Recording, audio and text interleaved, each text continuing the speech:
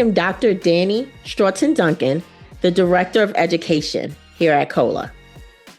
For those who are passionate about laboratory science and interested in staying up to date with the latest accreditation news and industry insights, Talk Lab to Me is an engaging discourse podcast hosted by COLA, a leading physician-directed accrediting organization that provides education and accreditation services to laboratories of all sizes.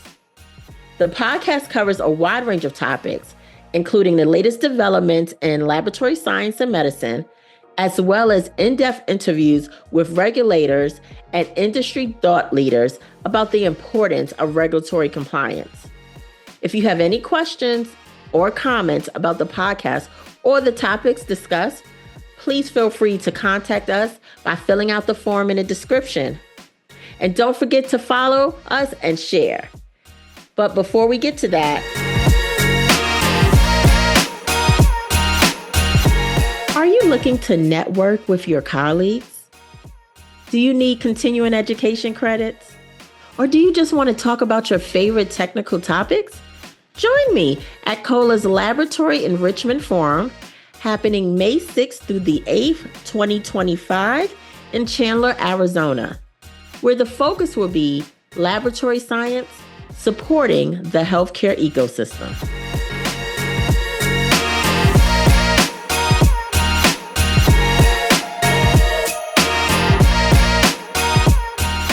Welcome to Talk Lab to Me.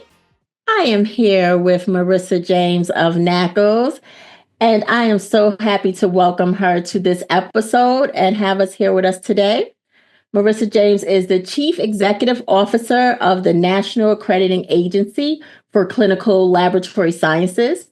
And after spending nearly 20 years in a hospital-based medical laboratory science program as an educator, she's engaging and an enthusiastic leader with extensive knowledge in the field of laboratory medicine as an ASCP certified medical laboratory scientist, a lifelong learner who constantly works to improve leadership skills, develop meaningful relationships with others, and has a knack for inspiring and mentoring. Marisa and her team at NAACLS are committed to providing personalized support to programs, helping them achieve accreditation, delivering quality education, and ensure the public that laboratory professionals are educated and qualified through the NAACLS seal of approval. Welcome. Thank you so much, Danny. I'm delighted to be a guest on your new COLA podcast. Excited to see what more topics come up as the months go by. And thank you so much for having me. So I want to share something with our audience. So, there's points in your career you go to conferences and you network and you meet different people, and some you remember them later, some it's a little bit fleeting. Well, I was sitting at a CLEC conference and Marisa sat by me and we struck up a conversation, and I left that conference and I haven't forgotten her. She's just one of those people that you meet and you remember her. She is such in promotion of laboratory science, and it's just wonderful to network with people of like minds. So I'm just really excited to talk lab today with her. So let's get into this. Tell us a little bit about what is NAACLS and the background. Yes, of course. Thank you for the kind words, Danny. You're very sweet. CLEC is one of my favorite conferences to go to, and maybe I shouldn't admit that, but it is one of my favorites. Being around that many educators is very inspiring. So NAACLS is a programmatic accreditor. We accredit over 600 laboratory science programs worldwide. We have 10 full-time employees and about 250 volunteers who serve as our peer self-study reviewers. They're also our site visitors, and they're part of our review committee members and board members. And so these volunteers, we look at them as our content experts in the laboratory science field.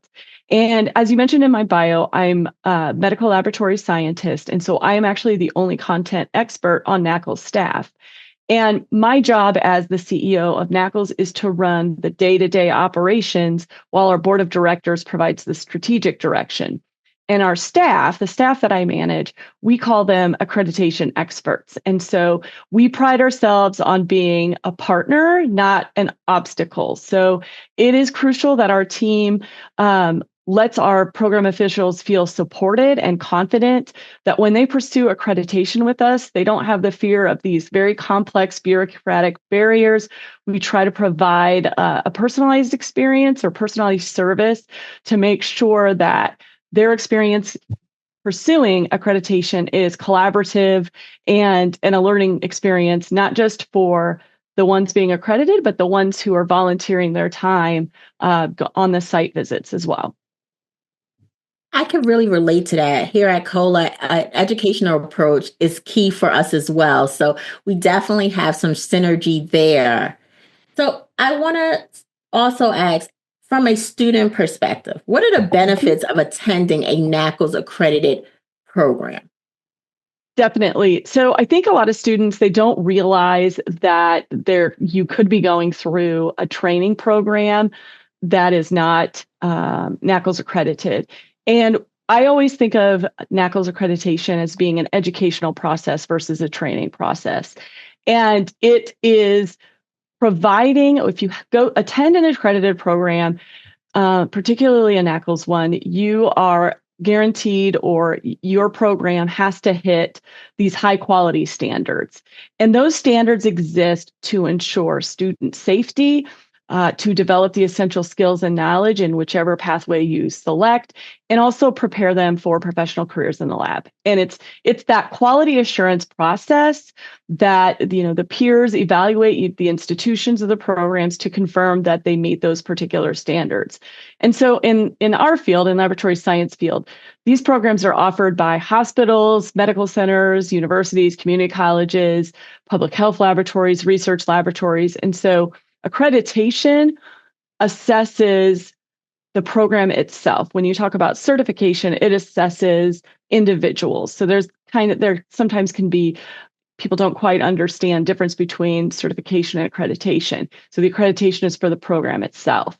And so we're trying to ensure that students are effectively prepared for their profession. So again, you're going to have volunteers that are going to go into that program and they're going to do a self-study review. They're going to do a site visit, and they're just going to make sure that everything is in place. Now, if you graduate from an accredited program, then you're also eligible to take a certification exam. And so first-time examinees coming through accredited programs have a higher pass rate. According to the BOC, the ACP BOC, there's a 92% pass rate. And so employers, certification boards, licensing organizations, not only do they recognize the accreditation, but they also recognize that those individuals are certified as well. And that together, that synergy does give graduates a competitive edge in the job market. I think this attests to our field as laboratory science. When you think about that, our programs from the beginning, the fostering of that new professional goes through an accreditation process to ensure high quality. They get out. We have accredited organizations like COLA that ensures high quality for our patients. Our whole industry from the infancy, it's about ensuring that high quality patient results, making sure that we are giving the most accurate results to our patients. So for those out there who are listening, who are not in laboratory science, think about it from the beginning. We are talking high quality. So I think that's definitely something to attest to our field. Okay, so I'm going to shift gears a little bit. Tell me about your most memorable and impactful experience working in the clinical laboratory. Yeah. Well, it's been a while since this happened, but I remember it very clearly because it did make such a memorable and impactful impression on me.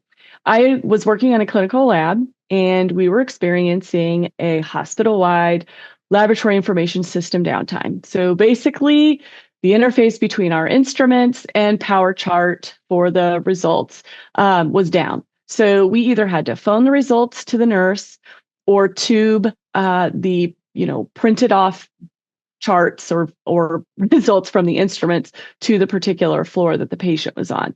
So if anyone's been through this, it's overwhelming. It's very stressful. And even with our best efforts, the downtime will cause significant delays in turnaround times, which is something that a lot of our community doesn't necessarily, in the healthcare, they don't necessarily recognize how important the lab is until something like that goes wrong.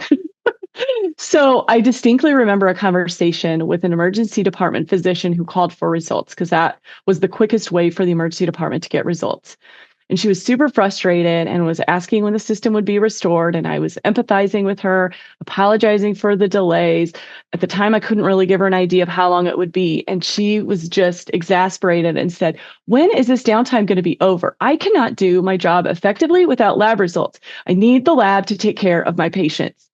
And so, on the one hand, like she's super frustrated and directing that at me. But on the other hand, it was such an expression of gratitude, indirectly, albeit, but it really told me, especially early on in my career, how important laboratory was to the patients, to the physicians and the nurses and everybody taking care of them. They can't do their jobs effectively without those results. And it really just, I held my head up a lot higher after that day. And it just was such a moment of clarity early on in my career. And I've never forgotten that. And it probably happened over 20 years ago. Wow. That's that powerful statement, like, yes, we are all a team, everyone's valuable. So may I ask, what got you into becoming an educator in laboratory science? Well, this is kind of funny. I was looking to get my master's degree in something after being in the hospital laboratory for about 6 months. I was starting to get a little restless. I just wanted to do a little bit more. So I went back to my former program director, who taught me through my school in the MLS program. And I asked him for advice. I asked him, what should I get my graduate degree in? And he said, well, I think that you should get your master's degree in adult education and become a program director and take my job so I can retire. And long story short, that's pretty much how it happened. I was incredibly fortunate enough. I had known my program director for many years before he was, my instructor. I met him at my undergraduate college. I ran track, and he had also ran track there, and he was a volunteer. And so we just struck up a conversation one day, and that was, so then I always joke that I had no choice but to go to that hospital because that's where he worked. But truth be told, we did have an instant connection. And so I took his advice and I got my graduate degree in higher education administration. I got my 3 years of teaching experience in the hospital laboratory that I was educated in, and then attended a NAACLS, one of their workshops, to meet all of those requirements to become a program director.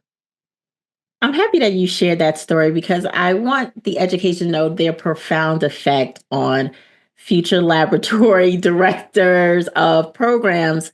Because the reason I got into education was my program director as well brought me over and said, "Hey, you really should do this."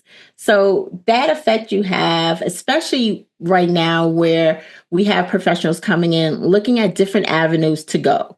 So they're looking, okay, I want to do testing personnel, or what if I want to do something else? What does this career offer me that I can do? So having that program director maybe being that first interaction to other options in there. That's why I'm really happy you shared that story with the audience. So you have been CEO for about 3 years. What brought you to NAACLS? Yeah, it's been a lot of fun. It's been since July 2022 that I've been CEO of NAACLS. And before stepping into this role, I was a program director for 16 years in a smallish hospital-based MLS program. We had 8 students, and I absolutely loved teaching medical laboratory science. I loved mentoring students. I loved kind of having that front row seat, watching them grow over the year. I will say that I began to get a little bit restless, and I was ready for a new challenge after, I don't know, probably about 10 to 12 years. I started thinking I needed to do some more things outside the program. And that was when I started to volunteer. And so I volunteered with ASCP, ASCLS, NAACLS. And what that did was really kind of revitalize me. And I was able to just get outside of the lab a little bit. And so it was just a lot of fun to get out and away from just the day to day of running a program. And so, because I had volunteered with ASCP, and because ASCP is a sponsoring organization for NAACLS, who has 3 board seats on the NAACLS board of directors, that ASCP volunteering that I did actually led to my nomination to be a NAACLS board member as an ASCP representative. And so I was on the NAACLS board from 2017 to 2022.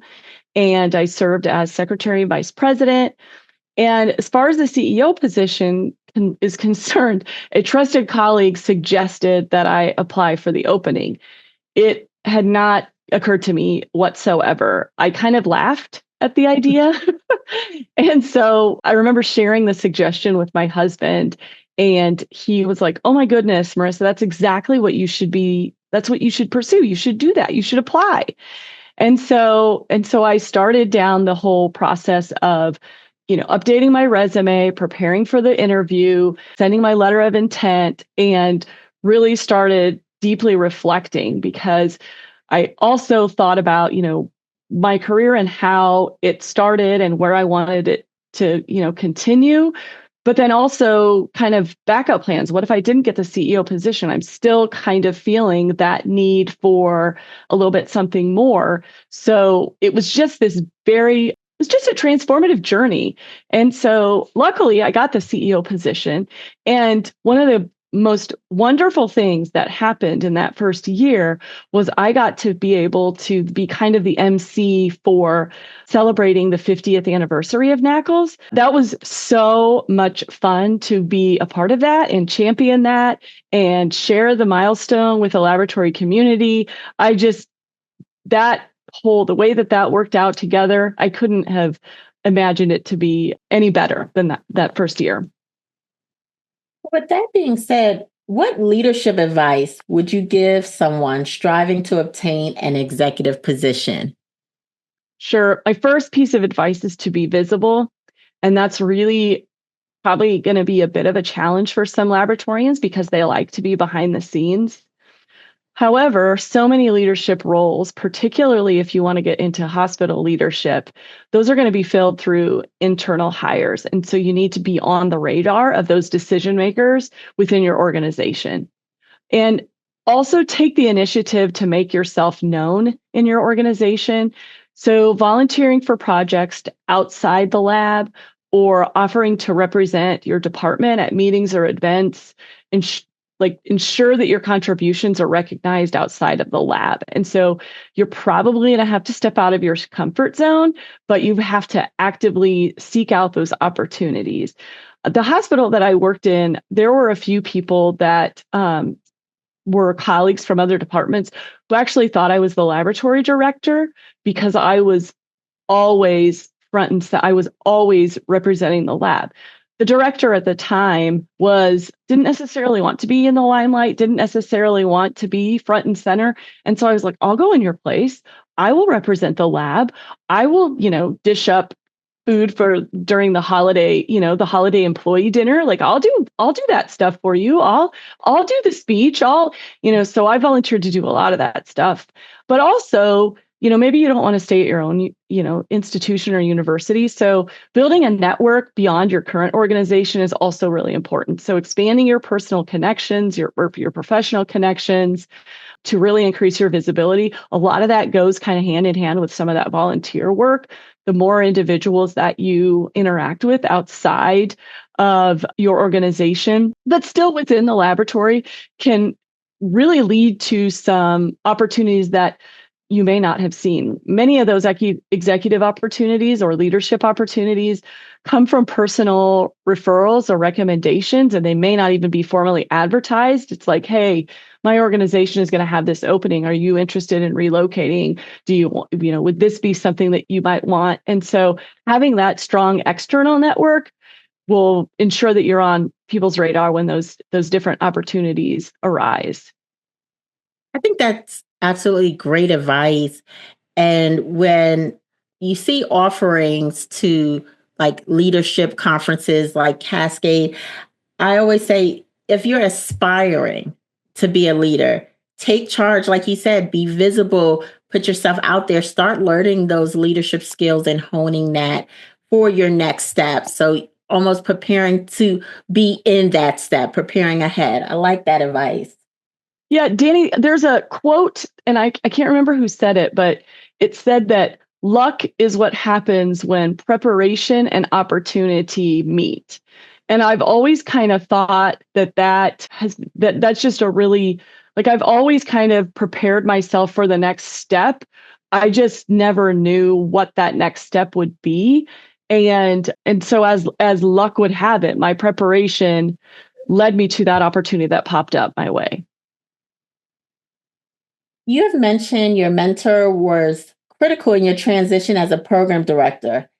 Let's discuss the importance of mentorship to new program directors.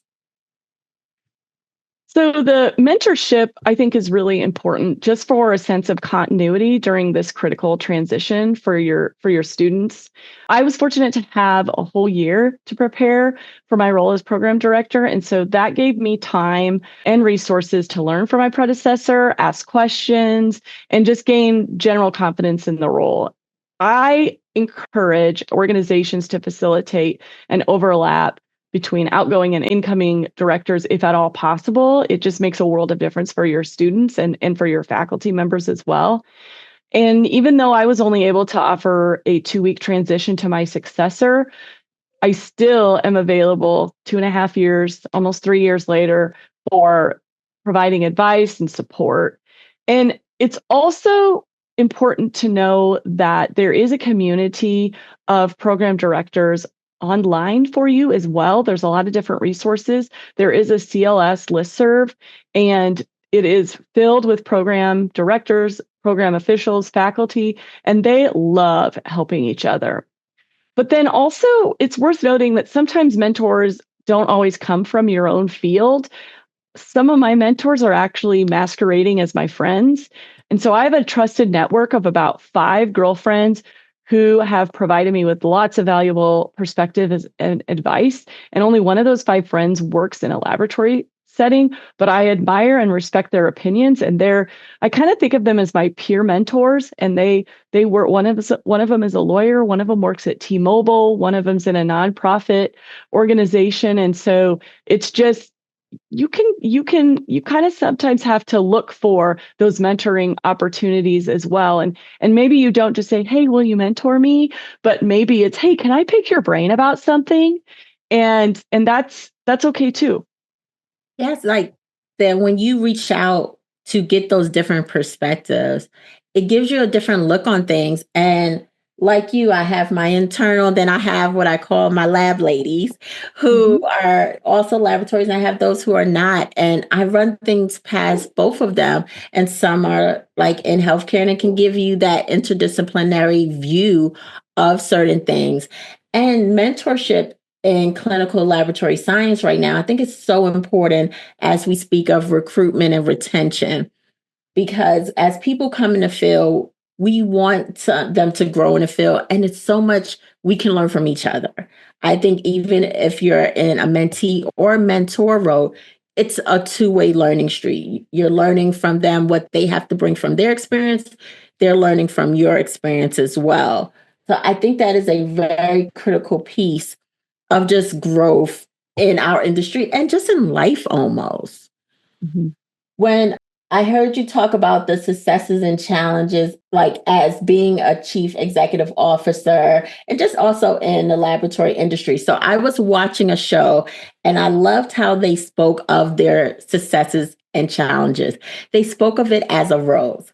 So the thorn being your challenge, the rose being your success. So, in relation to that, with that analogy, what has been your most significant thorn or challenge in your transition into the executive position? So it's going to sound kind of funny, but the biggest challenge is just fully embracing the role of CEO and owning all of the responsibilities that come with it. Just that adjustment to being the boss and delegating tasks without feeling guilty, making decisive choices. These are all really big areas of growth for me, and I'm still growing. And since in my previous role, I primarily worked with students, transitioning to managing direct reports was a bit of a mindset shift. And at one point, I remember things kind of came to a head with my team. And so I value collaboration, and I hesitate to come across as overly directive or bossy during one particular meeting. And so a couple of team members told me, Marissa, you need to make a decision and tell us what to do. And so I was like, okay. And that conversation was crucial because it highlighted the importance of that clear leadership, but also it told me that I was doing something right because they were telling me and verbalizing honest dialogue. And so I'm very fortunate that my team does a really good job giving me encouragement and freedom to lead the way that makes me feel comfortable, but also giving me advice that's going to help them as my employee. And so that's been the biggest challenge. And I still sometimes I have to remember, oh, okay, I'm the boss and I need to make the decision. And they're like, yes, yes, Marissa, you do. And so it's just funny because I'm not used to that. And so I'm still kind of learning that. As far as the most rewarding thing has just been seeing what our volunteers do with the support of our staff.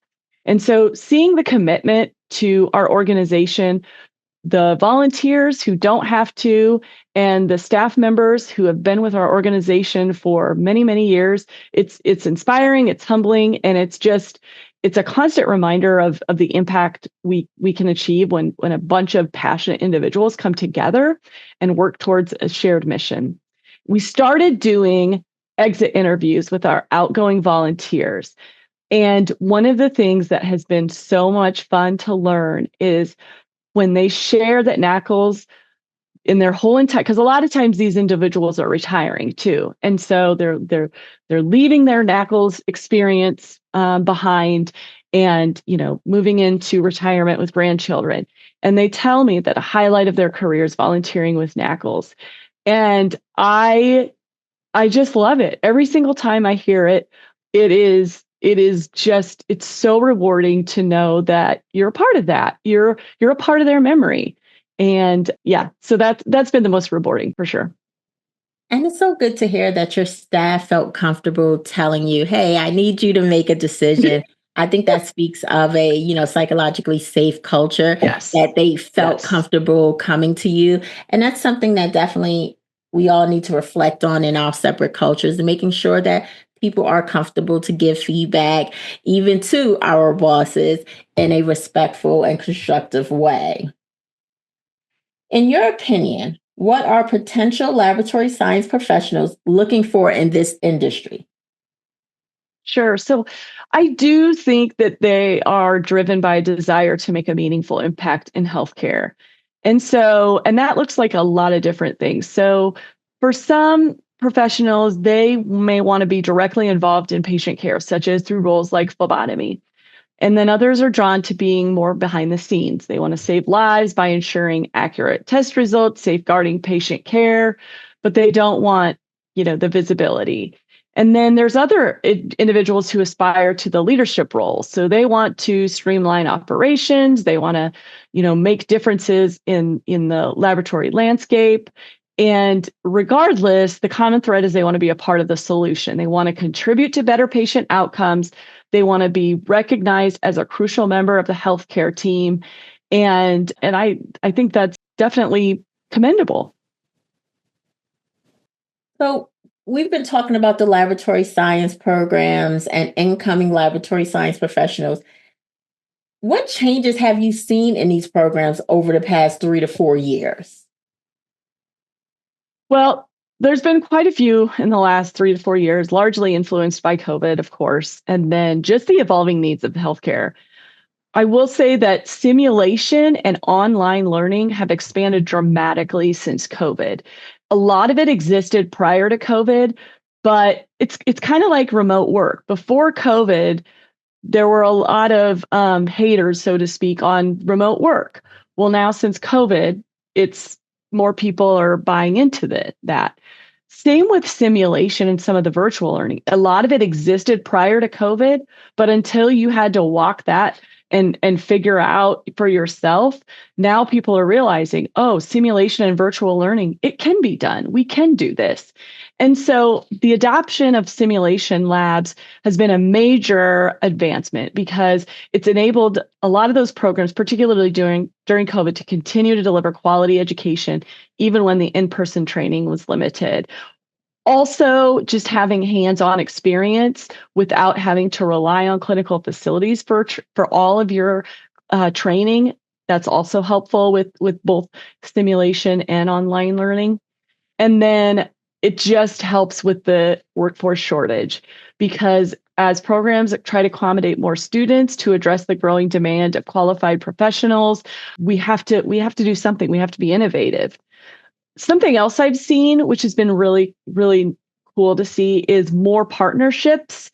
And so what that means is a lot of educational institutions and even healthcare organizations are partnering and sharing resources and eliminating duplication in their efforts with education. And so this helps them optimize their limited resources while also maintaining high quality education and training. So for instance, you may have a network of multiple hospitals that are sharing their teaching resources. So they may have a specialist in blood bank who is delivering all of the blood bank content for an MLS program from this hospital. And then another hospital might have the microbiology expert. And then another hospital might be in or a research lab they may partner with, and they're going to take on the clinical chemistry, some of the esoteric testing too. And so those partnerships to make sure the students, they may all not be able to be directly at one particular location, but by farming them out amongst a bunch of different locations and then divvying out all of the different teaching responsibilities, I've seen a lot of that. And that's been really great because many of these programs are able to increase their numbers quite drastically by doing that. Oh, that's an interesting idea that they have. And also, when you have those programs on site, I can only assume that you're increasing your pool of talent that you can pull from for the different variety of laboratories because you're working with them as students. So, what type of things would you want, like affiliates or organizations, to know about the role of NAACLS in laboratory science? Yeah, so I thought about this a lot during my interview process to be CEO, and really what my goal is for NAACLS to be a transparent, visible, and approachable organization to laboratory professionals. I want to make sure that we have clear access to information. So making sure that it's easy for programs or administrators to find what they need on our website. So one of the things we've done is we are investing in some IT initiatives and website development to improve transparency and visibility. We will be launching a new website in a couple of months, which hopefully will help kind of facilitate that. Again, I want NAACLS to be seen as a partner, not an obstacle. I want program directors to feel supported and confident in pursuing accreditation and not feel like they're jumping through unnecessary hoops. We boast personalized customer service. We are not afraid to set up calls with folks. We are not afraid to interact, to help you, if we can't help you, to pass you along to a content expert. We have discipline leads that are volunteers, and they will help you if you are trying to start a pathology assistant program. We have a discipline lead person who can help you with that. And so we really just want to make sure that achieving accreditation is well understood and seamless. And also, one of the things to know about NAACLS is we are also a flexible and non-prescriptive. So this is a little bit different from a lot of accrediting agencies. And so about a decade ago, we shifted from being an input-based to an outcome-based standard approach.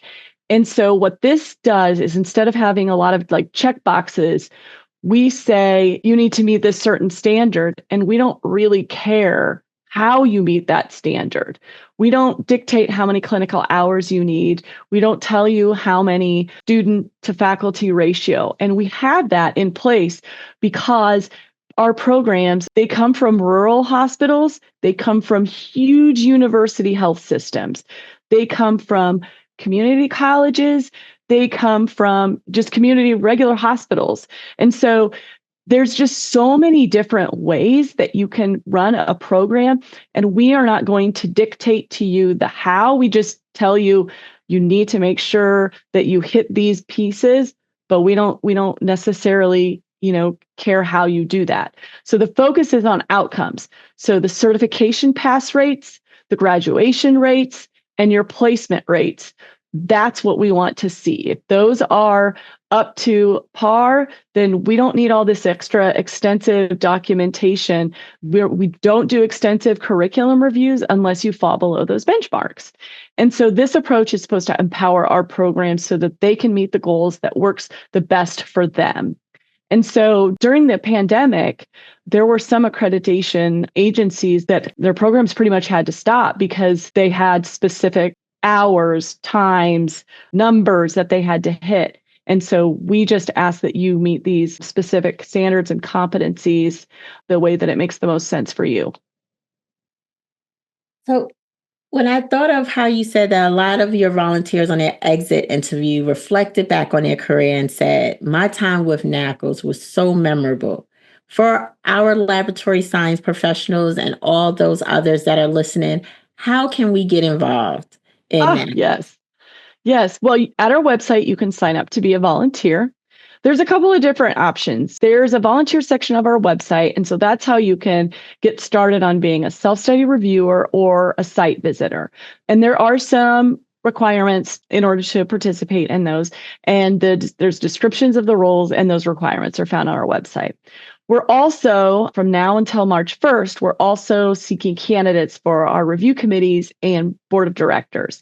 And so if you go to our website homepage, instead of clicking into the volunteers, right on our homepage under NAACLS News, there is it's a NAACLS News article that describes the review committee positions and board openings. And we do accept for any of our review committee or board members, we do accept self-nominations. So, with the new year of 2025 being underway, are there any goals or products that you have in mind for NAACLS for this 2025 year? Yes. So we launched an advocacy series on our NAACLS News. And we are featuring a series of articles that are dedicated to help program officials secure resources for their programs. So because we don't have the ratios and the specific hours, sometimes that can frustrate program officials. They want those numbers. However, we are trying to figure out, because we like to give our programs flexibility, we are offering some advocacy content to help programs figure out how they can secure more resources, funding, additional faculty, things along those lines. And so we have a series of articles that go from very high level down to like practical tips to advocate for yourself or your program. Then we'll also have a special session at the Clinical Laboratory Educators Conference. And the board president and I will be presenting that, and we'll give some practical tips that will reflect some of those articles, but then also some of our own personal experience. And then following that, we'll have a special live Q&A, Dr. NAACLS, that will share more, discuss what we've learned. My hope is that at CLEC that we get lots of ideas and lots of people share their advocacy success stories, and we can start building ideas for people to help them get what they want out of resources and just advocating for themselves.